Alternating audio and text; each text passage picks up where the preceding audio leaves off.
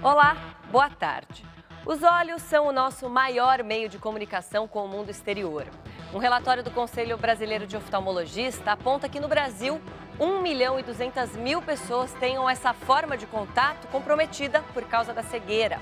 O Abril Marrom tem como objetivo conscientizar a população sobre a importância de diagnósticos precoces que podem prevenir ou potencializar o tratamento de cerca de 70% dos casos da doença. O principal motivo de perda da visão é o glaucoma, foco principal da campanha deste ano. O glaucoma é uma doença sem cura e silenciosa que está presente na vida de 60 milhões de pessoas no mundo. Sebastiana se lembra do susto que levou ao descobrir o glaucoma, 15 anos atrás. O médico falou que se eu não me cuidasse, se eu não fosse efetivamente correta no uso do colírio, eu poderia inclusive ficar cega. Essa é uma doença crônica, progressiva e não tem cura, mas tem controle. Por isso, quanto mais cedo for descoberta, melhor. Os exames preventivos devem ser feitos pelo menos uma vez por ano. E não estamos falando daquele exame feito rapidinho na loja de óculos só para atualizar as lentes. Os exames precisam ser feitos por um oftalmologista. O glaucoma é uma doença que pode acometer desde o glaucoma congênito, onde a gente vai atuar no bebê ou na criança, o glaucoma juvenil, onde a gente tem os adolescentes que cursam com essa doença, e a grande incidência do glaucoma é na fase acima dos 40 anos da população. No mundo todo, 60 milhões de pessoas têm glaucoma. Dessas, 8 milhões estão cegas por causa dele. É que os sintomas são silenciosos e traiçoeiros. A partir do momento que eu consigo diagnosticar o meu paciente numa fase inicial da doença, eu consigo estabilizar a perda de visão desse paciente e fazer com que esse paciente tenha uma vida plena e saudável com a estabilidade da progressão daquela perda visual. E para falar sobre os cuidados que devemos ter com o glaucoma e outras doenças da visão, recebemos o professor titular e chefe do Departamento de Oftalmologia da USP, Remo Suzana Júnior, e Maria Júlia Araújo, presidente e fundadora do Retina Brasil. Participe da nossa conversa, mande suas perguntas e comentários pelo Facebook e pelo Twitter. Os endereços aparecem aí na sua tela. Uma boa tarde, muito obrigada pela presença dos dois. Doutor, antes da gente falar sobre o glaucoma, que é o foco da campanha, né, do Abril Marrom desse ano, queria que o senhor explicasse, parece uma pergunta óbvia, mas eu queria que o senhor explicasse para a gente o que é a cegueira. Ela pode atingir um olho, um dos olhos só? Explica para a gente qual a definição. A cegueira é definida legalmente como uma visão abaixo de 10% com a melhor correção óptica, que chama acuidade visual, a visão de leitura, ou a perda do campo visual, que é o que você vê em volta. Por exemplo, eu estou olhando você e aqui é meu campo. Se eu colocar um livro aqui, eu não consigo ler. Então, a visão periférica não dá visão de leitura nem de detalhes, mas é o campo visual. Então, a cegueira é definida como 10% de visão com a melhor correção ou a restrição desse campo a 10%. Muito bem. E, bom, agora entrando aí no nosso assunto, nosso primeiro assunto, que é o glaucoma. 70% das pessoas que têm a doença não sabem que tem a doença, né? Por que ela é tão difícil de ser detectada, doutora? O glaucoma, ele não dá sinal nenhum para o doente na sua forma mais comum. Existem mais de 25 tipos de glaucoma, mas a sua forma mais comum, aquela que atinge pessoas acima de 40 anos, 45 anos, e 4% da população tem a doença, ele não percebe a doença a não ser na fase final da doença, quando ele já perdeu quase 90% do nervo óptico. O glaucoma é uma lesão do nervo óptico. E, até pouco tempo, a ciência não ajudava. O diagnóstico de glaucoma era muito falho, era feito pela pressão ocular, que foi um grande erro por muitos anos.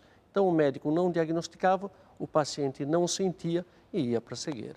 O glaucoma não é uma doença degenerativa? Não, ela não é uma doença degenerativa, embora alguns cientistas estão começando a atribuir que ela seja uma doença degenerativa, porque alguns pacientes progridem a despeito de reduzir-se a pressão, que é o fator deletério mais importante na progressão da doença. Mas isso não está confirmado ainda, não. Bom, eu fiz essa última pergunta para apresentar, né, agora a Maria Júlia, que é presidente e fundadora da Retina Brasil. Você sofre, inclusive, de uma doença que se chama retinose pigmentar, que é uma doença degenerativa e é justamente das doenças degenerativas que vocês tratam, né, na associação. Queria que vocês falassem um pouquinho do trabalho de vocês, Maria Júlia. Tá. Então, eu sou fundadora e presidente então, da Associação da Retina Brasil e a gente cuida das doenças degenerativas da retina. A gente procura ser a voz do paciente, levando informações importantes e necessárias para ele, como se prevenir dessas doenças, né? E não basta só isso. Não adianta eu prevenir o paciente para que ele tome determinados cuidados, que ele consulte um oftalmologista, se ele não tem disponível esse serviço no SUS. Tá? Então, 65% das pessoas dependem do atendimento do SUS. E é muito complicado você marcar consulta, fazer exames, ter um diagnóstico. Quando você tem, às vezes já está tarde demais. Então, nós, Associação de Pacientes, nós buscamos passar informações importantes sobre as doenças e como preveni-las e também brigar por políticas públicas para que melhore esse acesso das pessoas à saúde, principalmente na saúde ocular, que são as doenças que a gente trata. Bom, ao longo do programa, então, vamos falar mais um pouquinho sobre essas questões difíceis enfrentadas pelos pacientes, além da doença, né? Doutora, quando que a pessoa, agora pensando em inúmeras doenças dos olhos, quais são os principais sintomas aos quais a pessoa tem que ficar atenta e pensar, opa, acho melhor eu procurar um especialista porque algo não vai bem? Em primeiro lugar, eu queria parabenizar a TV Cultura por contemplar um assunto tão importante como esse. Você tem uma ideia, numa enquete que houve nos Estados Unidos, o maior temor da humanidade, o primeiro é o câncer incurável, o segundo é a cegueira. Então, como você disse, é o maior bem que nós temos e maior contato com o mundo. Ele interfere com todas as nossas funções. A melhor maneira de evitar a cegueira ou se preocupar com a cegueira é não quando você começa a ter sintoma em qualquer doença. É prevenir. Isso que precisa incutir na cabeça dos nossos compatriotas, que não tem que esperar aparecer o primeiro sinal, porque as piores doenças geralmente são aquelas que não dão sinal. Então, o exame de rotina no oftalmologista é mandatório. Isso tem que ser uma forma habitual, como você protege a tua casa de ladrões, você tem que te proteger o melhor bem que você tem, o mais bonito e mais importante bem que você tem na sua visão, dos ladrões que estão à tua espreita. E com qual frequência esse check-up, digamos assim, deveria ser feito? A Organização Mundial de Saúde, ela recomenda, no caso específico de quem não tem nada, cada 2 anos um exame oftalmológico. Para quem tem, por exemplo, no caso de glaucoma, parentes de glaucoma, ele tem que ir anualmente. E ele tem que dizer que ele tem um antecedente familiar. E qualquer doença ocular que você tiver, se tiver alguém na família, diga. Isso acende uma luz amarela para o oftalmologista e para o próprio paciente. E quais são os principais sintomas aí? Temos inúmeras doenças da visão, mas quais são os principais sintomas que devem preocupar as pessoas? Por exemplo, uma das doenças, vamos pegar na fase da infância. Ela não tem sintoma nenhum, que é o olho um pouco torto, o estrabismo. Com isso, um olho enxerga e o outro está enxergando qualquer outra coisa que não aquilo que o olho dominante está enxergando. De tal forma que aquele olho perde a conexão com o cérebro, é chamado olho preguiçoso. Até os 4 anos, até os 8 anos você consegue corrigir isso. Depois essa conexão com o cérebro está liquidada e o paciente passa a ter visão monocular. Então é fundamental que toda criança seja examinada por um oftalmologista, porque muitas vezes a mãe não percebe que ela tem um pequeno desvio, chama microtropia. E essa criança passando por um oftalmologista detecta, você deve ter visto criança com um tampão no olho, para estimular o olho preguiçoso a enxergar. Então, nessa idade, seria a principal causa levar no oftalmologista, não dá sintoma nenhum, mas leva a cegueira da criança, porque esse olho não desenvolve. Uma outra causa comum de cegueira, aliás, é a causa mais comum de cegueira reversível, é a catarata. Você tem catarata, o paciente era cego, só que você operando a catarata, você recupera a visão. Infelizmente, existe uma fila enorme nesse país para operar catarata. E uma terceira causa, também muito frequente, é a falta de óculos. A pessoa é míope, não sabe que é míope, não foi no oftalmologista e agrava o problema. A comunicação com o mundo se perde e não sabe por que a criança está indo mal na escola, porque a criança é desatenciosa, ele precisa passar para um oftalmologista. Bom, então já apontamos aí os principais problemas aos quais você deve ficar atento. Agora eu queria que você explicasse, Maria Júlia, você tem a retinose pigmentar. Queria que você explicasse para o nosso telespectador o que é essa doença e se você descobriu assim numa consulta de rotina ou você teve algum sintoma que te levou a procurar um especialista. Tá. A retinose pigmentar é uma doença degenerativa da retina, então isso significa que as células da retina vão morrendo e não tem a reposição, né? Isso vai causando, no meu caso, por exemplo, da retinose pigmentar, eu comecei perdendo o campo periférico, a visão periférica. O primeiro sintoma foi não enxergar direito à noite, né? Eu tinha 14 anos quando eu senti os primeiros sintomas. E foi difícil eu ter um diagnóstico, porque há 40 anos atrás ainda era uma doença desconhecida, hoje é considerada uma doença rara, então eu tive uma luta bastante grande para ter um diagnóstico. Hoje está mais fácil o diagnóstico, já é uma doença mais conhecida, mas o primeiro sintoma foi, eu tinha uma estranheza porque eu não enxergava bem à noite e esbarrava muito nos objetos. E aí, depois de uns 3 anos de investigação, então eu descobri a retinose pigmentar. Eu não tenho a visão lateral, que é a visão periférica, e tenho a visão central já comprometida, então a minha visão de leitura também está ficando difícil. A visão periférica, ela me dificulta para caminhar, porque eu não consigo perceber um degrau, um buraco na rua, e a visão central me dificulta na leitura. Bom, vamos mudar um pouquinho de assunto, a gente continua falando sobre problemas de visão, mas vamos falar sobre hábitos. O hábito de passar horas e horas no computador, no tablet, no celular desde cedo vai criar uma geração inteira de pessoas com problemas de visão. Se não mudarmos os nossos hábitos, em 2050 o planeta terá quase 5 milhões de míopes. Todo dia, Bianca passa 8 horas em frente ao computador. E nas horas vagas, corre para o celular. Resultado? Eu ando com a vista um pouco cansada, tanto que agora vou ter que fazer um óculos e às vezes eu sinto um pouco de dor de cabeça, decorrente de passar tantas horas em frente ao computador, uma coisa que antes eu não tinha tanta exposição. E Bianca não é a única. Estudos internacionais estimam que em 2050 metade da população do planeta tenha miopia. A miopia acontece quando o olho é mais longo do que o normal e os raios de luz se focam muito antes da retina, deixando a vista mais curta. Na prática, a visão da pessoa com miopia fica assim. Os objetos mais próximos ficam bem nítidos, mas objetos mais distantes ficam embaçados e difíceis de distinguir. A doença pode ser genética ou causada pelo uso excessivo de tablets e celulares. Aqui no Brasil, mais da metade da população tem acesso à internet e a maioria acessa por essa telinha aqui, do celular. A solução é maneirar no uso da telinha e descansar a vista sempre que possível. É sempre bom a cada hora de trabalho parar 5 minutos, fechar os olhos, lembrar de piscar os olhos. A dica é ter o bom senso, né? Limitar o uso. Toda criança deve fazer atividades ao ar livre, jogar bola, ir no parque, etc.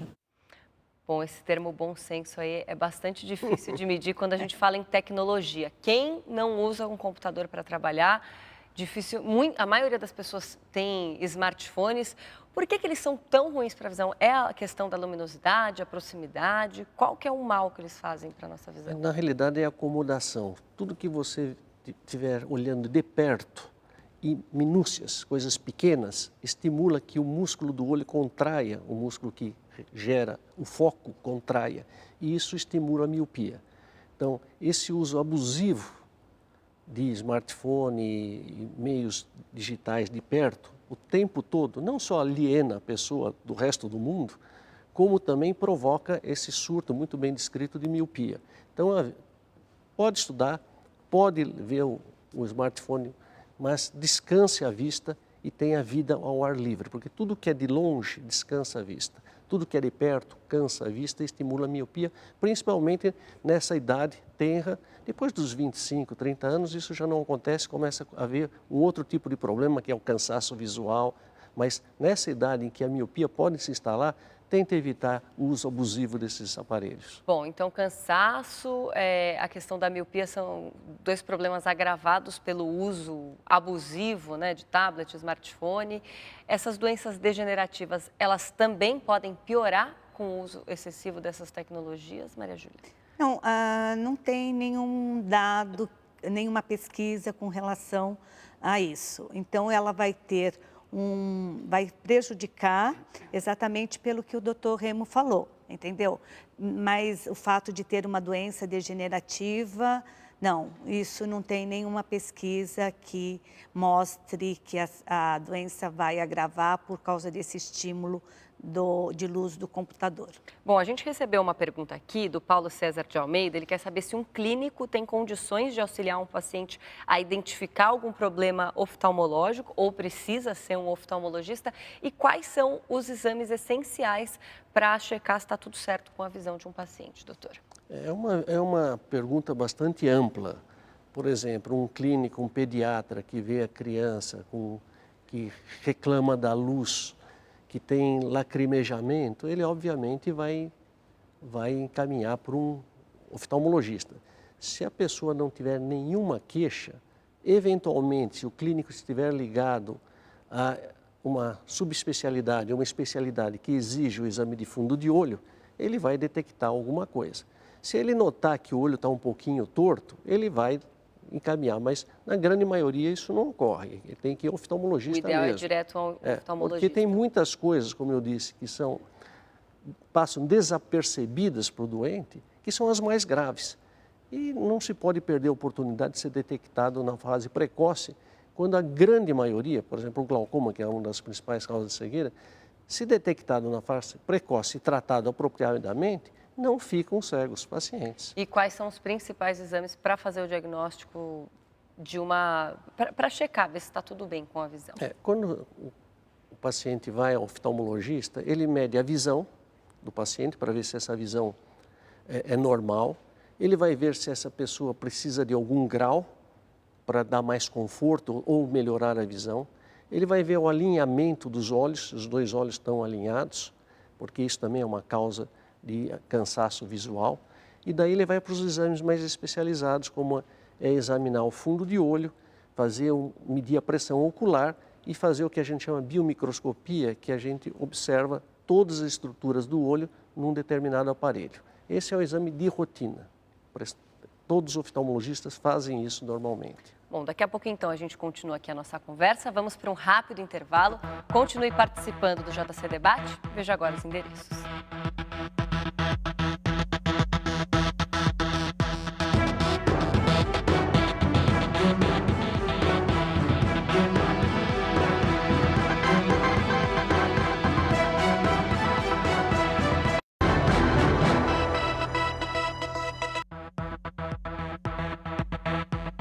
Já estamos de volta com o JC Debate. Hoje conversamos sobre o Abril Marrom, que alerta sobre a importância do diagnóstico precoce dos problemas de visão. Com a gente, o professor titular de oftalmologia da USP, Remo Suzana Júnior, e Maria Júlia Araújo, presidente e fundadora do Retina Brasil. Continue participando com suas perguntas e comentários pelo Facebook e pelo Twitter. Algumas profissões podem apresentar mais riscos para os olhos. Uma pesquisa feita pela concessionária que administra o sistema Anhanguera Bandeirantes, que liga a capital ao interior do estado de São Paulo, revelou que 7 em cada 10 caminhoneiros têm problemas de visão.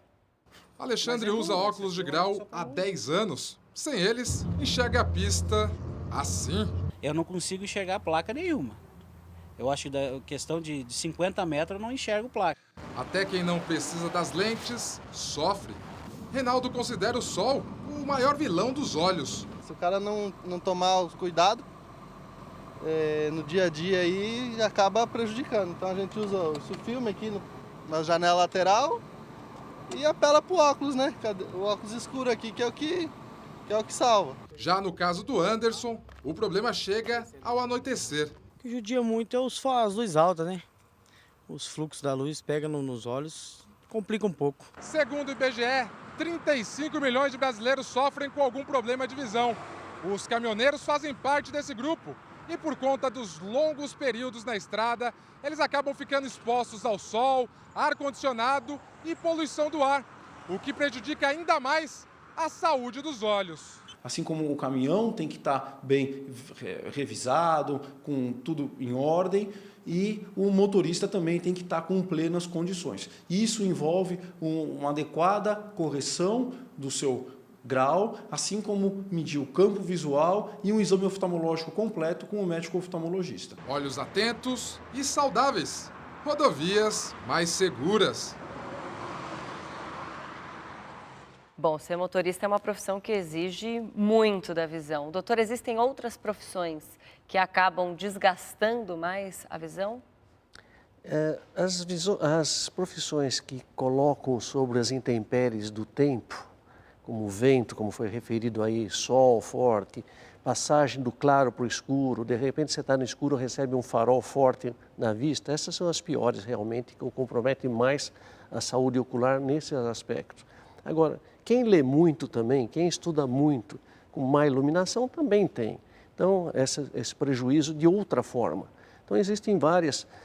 Uma costureira, por exemplo, que trabalha com coisa pequenininha e, por acaso, ela tiver uma tendência a um glaucoma chamado de ângulo fechado, ela terá mais predisposição a isso. Cada profissão tem uma ligação maior ou menor com problemas oculares ou nenhuma. Maria Júlia, agora a gente acompanha inúmeras campanhas que são feitas, campanhas pontuais, né? Por exemplo, ao longo aqui do Abril Marrom foram feitas algumas campanhas para fazer aqueles testes, normalmente em pontos onde passam muitas pessoas. Mas qual que é a realidade do dia a dia do brasileiro que precisa cuidar da visão?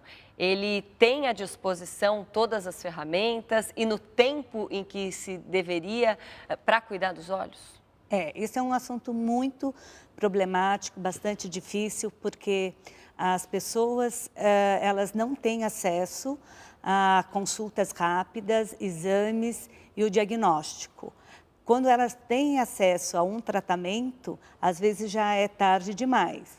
As pessoas não têm acesso nem a coisas assim que seriam mais simples, que são os erros de refração. Hoje nós temos 15 milhões de crianças que, em idade escolar, de 5 até 15 anos, que enxergam mal porque não têm acesso a uma consulta, coisa que se a gente tivesse uma política pública diferente, ela, por exemplo, o posto de saúde ter um consultório oftalmológico. Ali mesmo essa criança já seria consultada e já teria acesso a um óculos, coisa que hoje em dia é muito difícil. A própria catarata, como o doutor Remo falou, é um processo bastante simples, que causa muita cegueira e que para a pessoa conseguir passar por uma consulta, fazer os exames, depois ser operada da catarata, é muito difícil. Então, nós, como associação de pacientes, a gente também luta para que esse acesso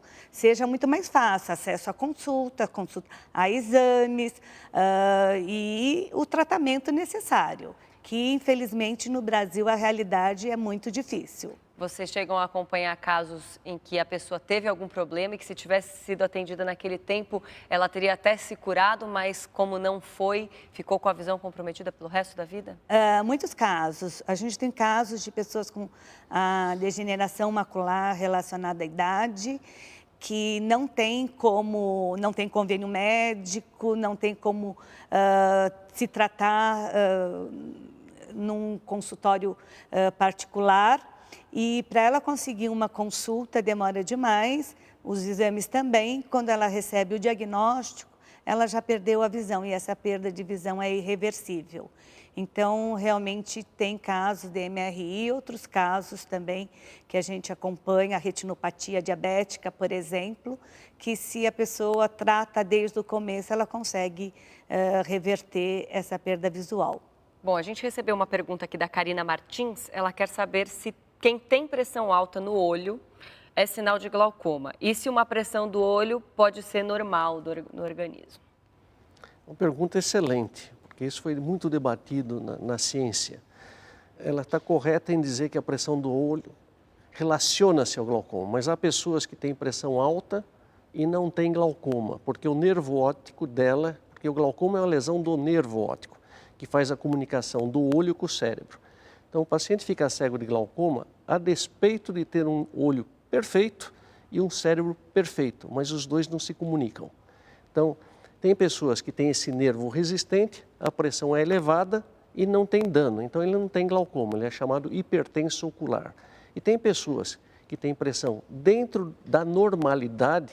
Normalidade tem dois aspectos, no que eu me refiro é o mais comum na população, quer dizer, a pressão está dentro do comum, mas mesmo assim tem glaucoma, que é o chamado glaucoma de baixa pressão. Então, a pressão deixou de ser um sinônimo de glaucoma, e essa pergunta é fantástica, porque o povo pensa que glaucoma tem pressão alta e fala, eu estou com pressão alta, eu estou com pressão normal, não tenho glaucoma. Não, a pressão flutua durante o dia, posso medir uma pressão baixa, e essa pressão naquele momento está baixa, e o indivíduo no momento seguinte está com pressão alta, ou ter pressão sempre baixa e ter um glaucoma de baixa pressão e ficar cego com glaucoma de baixa pressão. Bom, está respondendo a pergunta então da nossa telespectadora. Maria Júlia, só para a gente encerrar aqui, então, o nosso programa específico aqui, a visão perder a visão é aquela perda de contato com o mundo exterior, né? Quais são as outras explicações, quais são as outras implicações da perda da visão psicológica? Você que acompanha aí muitos pacientes. Tá. A perda da visão causa um impacto muito grande na vida das pessoas, né? Então, a perda visual é muito comum a pessoa ter depressão, né? Por conta dessa perda visual. Ela tem perdas também financeiras, então a pessoa precisa se afastar do mercado de trabalho, muitas vezes, com essa perda visual. Isso dá um impacto também na vida familiar dele, tá? Socialmente, isso também traz vários problemas. A pessoa tem uma certa resistência, uma certa dificuldade a passar por um processo de reabilitação.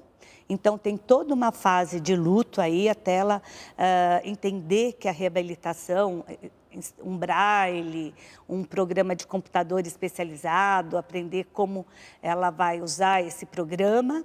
Enquanto ela vive esse luto, ela tem essa resistência à reabilitação. Mas a reabilitação é o caminho para ela conseguir normalmente ter uma vida normal na sociedade. Muito bem, Maria Júlia, doutor Remo, muito obrigada pela participação. Obrigada a você também por ter acompanhado aqui o JC Debate de hoje. A gente volta amanhã, 12:30. Uma ótima tarde para você. Até lá.